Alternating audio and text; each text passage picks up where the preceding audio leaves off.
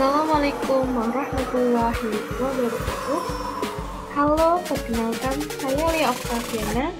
Di sini saya membuat video pelajaran buat teman-teman tentang awan dan angin.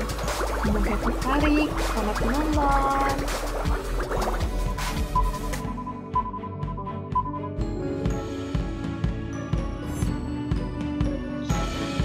Awan itu apa sih?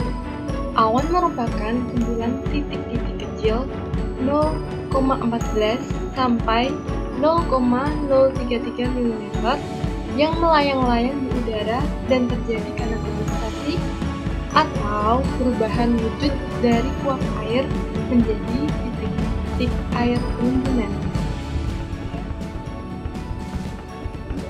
Untuk lebih jelasnya, kita bisa melihat dari gambar berikut ini. Nah, dari gambar ini, kita bisa melihat penguapan dari air tanah, sungai, air laut, yang menuju ke langit karena proses pemanasan oleh matahari. Uap air tersebut membentuk awan.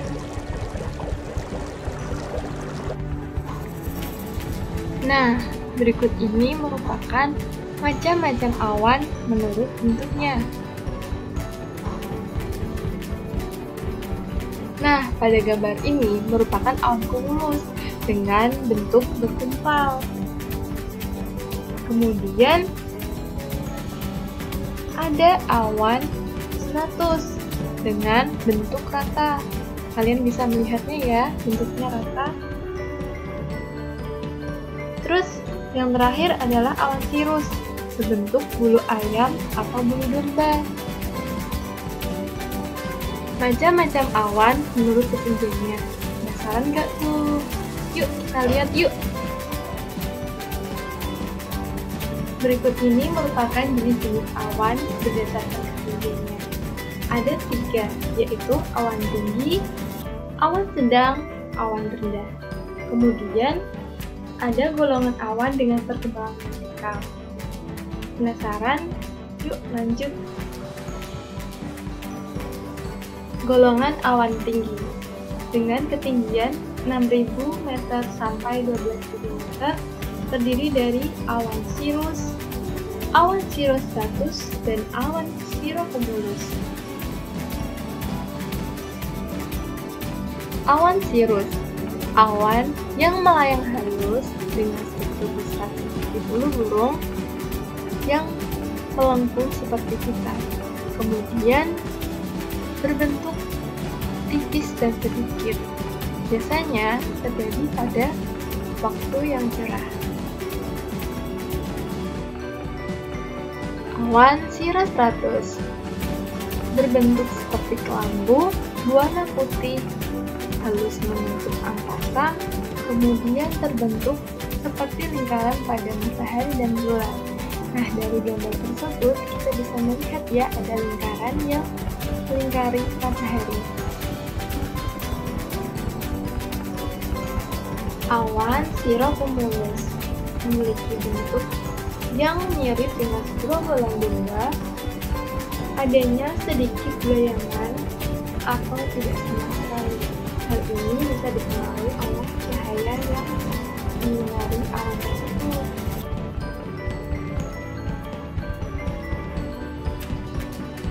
Golongan awan sedang dengan ketinggian 2000 meter sampai 6000 meter terdiri dari 2 awan, yaitu altostratus dan altocumulus.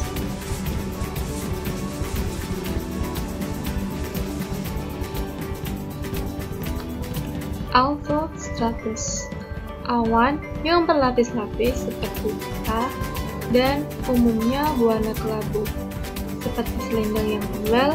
Pada bagian yang menghadap bulan atau matahari nampak lebih terang.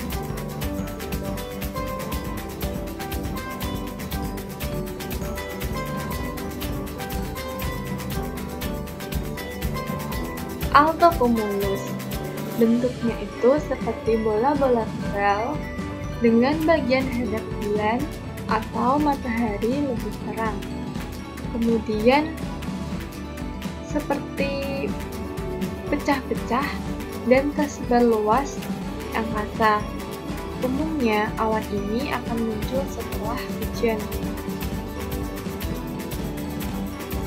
Golongan awan rendah dengan ketinggian 0 sampai 2000 meter terdiri dari awan stratocumulus dan awan stratus.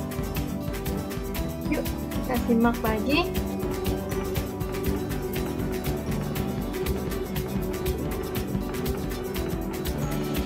Stratocumulus.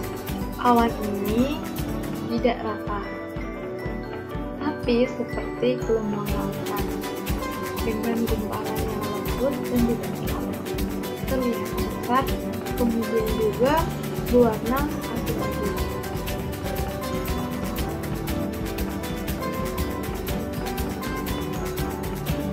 Awan stratus. Awan ini melebar seperti kabut, tetapi tidak sampai ke permukaan tanah. Artinya, awan ini hanya mengambang di atas permukaan tanah. Umumnya, awan ini berwarna abu-abu.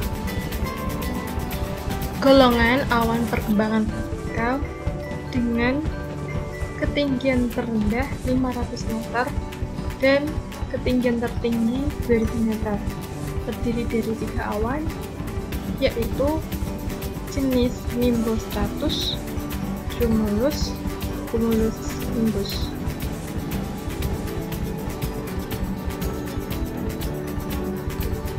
Awan nimbostratus. Awan ini awan yang tebal, tidak teratur, dan menimbulkan banyak hujan.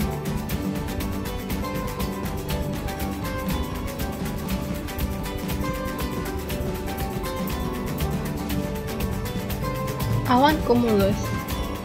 Awan tebal dengan dasar horizontal dengan puncak macam-macam terbentuk pada siang hari dalam udara yang naik, sehingga awan ini bergumpal-gumpal karena banyaknya uap air yang tertampung dalam awan tersebut. Awan cumulonimbus. Awan yang bervolume sangat besar berbentuk menara, gunung, atau pundaknya melebar. Awan ini menimbulkan hujan kilat dan gembus. Udaranya mengandung uap air jenuh dengan kadar 100%.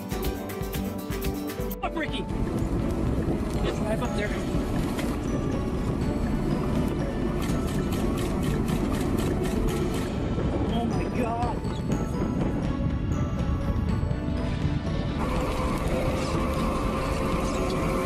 What a monster! Hurry up, nice and close. Two of them Ricky. now. Oh, two monsters!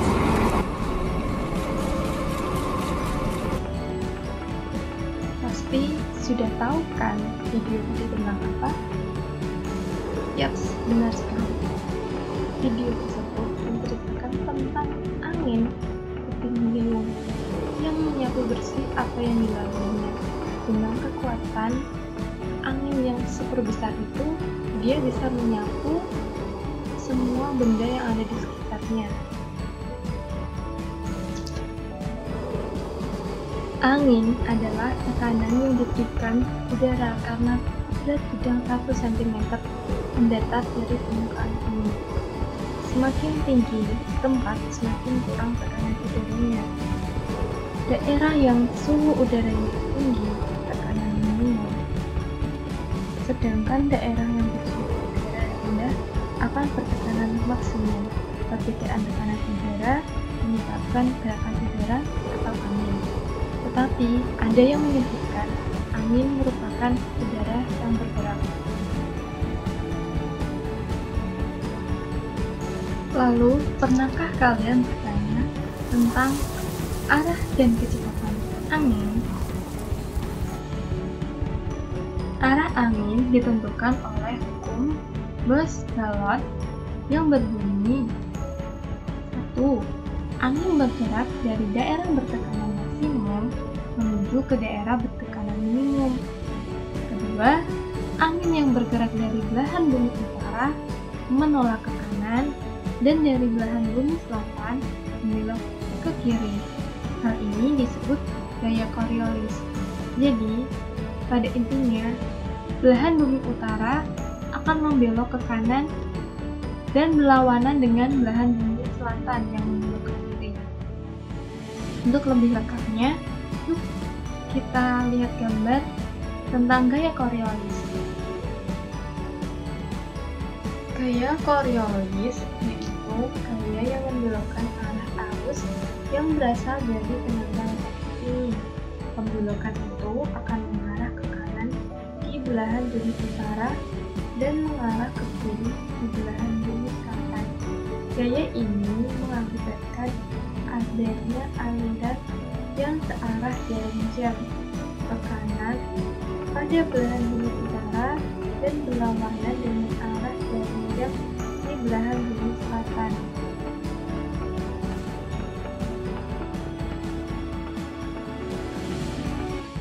Kecepatan angin dipengaruhi oleh 1. Gradien baromatik, 2. Relief permukaan bumi, 3. Vegetasi, 4. Jarak bumi, dan yang terakhir, waktu siang dan malam.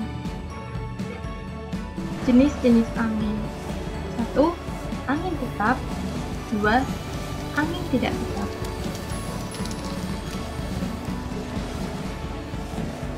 Angin tetap terdiri dari 4 jenis, yaitu angin pasat, angin antipasat, angin barat, dan angin timur.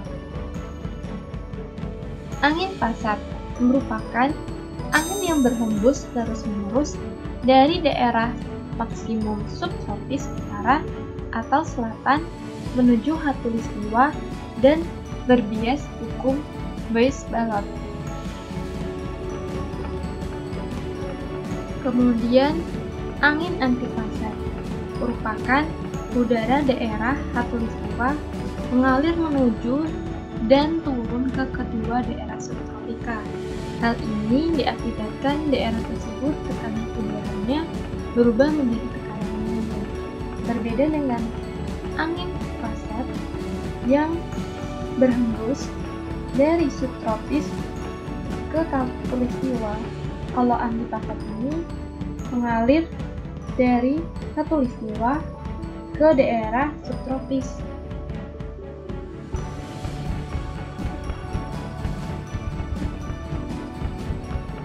Perbedaannya angin barat dan angin timur. Kalau angin barat tertiup dari daerah maksimum subtropik dengan lintang 35 derajat ke daerah minimum frontal yaitu 66,5. Kemudian untuk angin timur, angin yang bertiup dari daerah maksimum kutub yaitu 90 derajat ke daerah minimum subpolar yaitu 66,5 derajat lintang utara lintang selatan.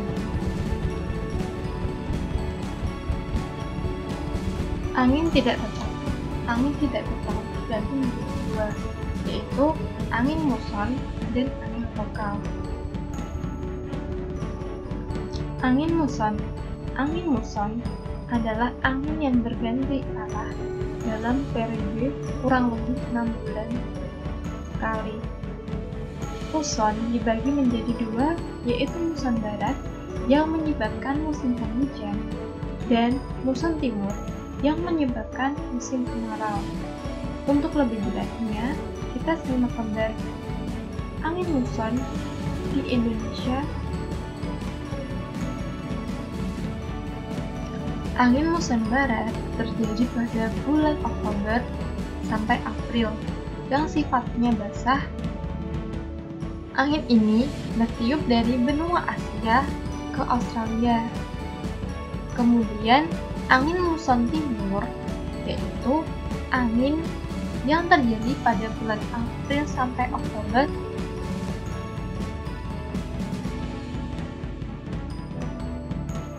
Angin lokal.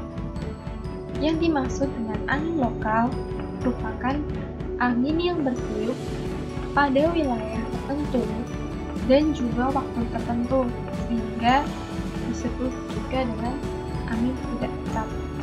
Nah, angin lokal itu terdiri dari beberapa macam, antaranya ada angin darat dan angin laut, angin fon, angin orografis, angin siklon dan antisiklon, angin lembah dan angin gunung. Nah, untuk pertama adalah angin darat dan angin laut. Yang dimaksud dengan angin darat merupakan angin yang berasal dari darat menuju ke laut, biasanya pada malam hari, yang dimanfaatkan nelayan untuk pergi ke laut mencari ikan. Kemudian angin laut merupakan angin yang bertiup dari laut ke darat, sehingga dimanfaatkan nelayan untuk pulang ke daratan. Biasanya itu terjadi pada siang hari. Angin fon merupakan angin yang bergerak menuruni pegunungan. Selain pada umumnya bersifat panas angin, angin ini juga terjadi dalam suatu rangkaian yang kejauhan. Jadi kalau angin fon ini menuruni pegunungan, sedangkan kalau orografis itu menaiki pegunungan. Angin fon sifatnya merusak. Contoh yang terjadi di Indonesia adalah angin Barok di Deli, Sumatera Utara, angin Wambro di Biak, Papua. Angin orografis yaitu angin yang gerakannya naik ke pegunungan.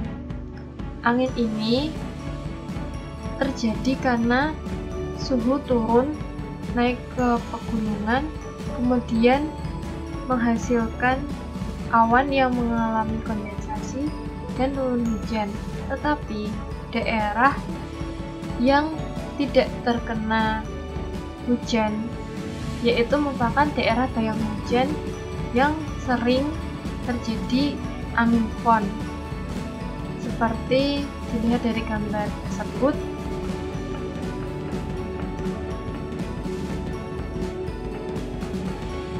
angin siklon dan antisiklon. Angin siklon gerakannya memusat, daerah ini bertekanan minimum dan maksimum.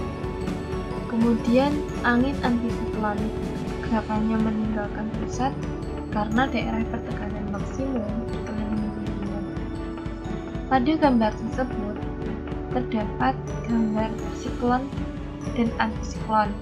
Kemudian ada belahan bumi utara dan belahan bumi selatan.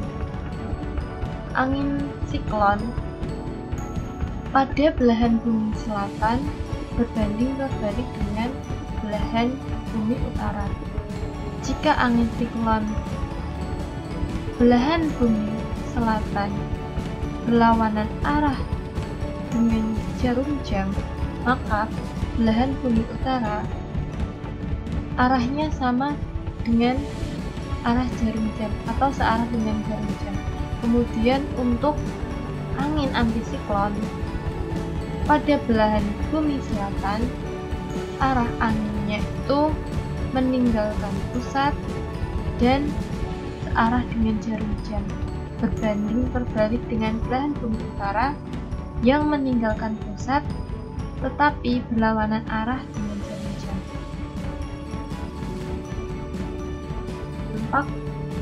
Dampak angin siklon dan antisiklon diantaranya adalah angin siklon menyebabkan tornado yang terjadi di Amerika Serikat. Selain itu juga pernah melanda Jepang, yaitu angin typhoon. Kemudian untuk dampak dari antisiklon diantaranya adalah adanya kabut pada daerah yang bertekanan tinggi. Just over there behind those trees, I got a phoner, so grabbed the phone and gave her a quick call, and I noticed I was down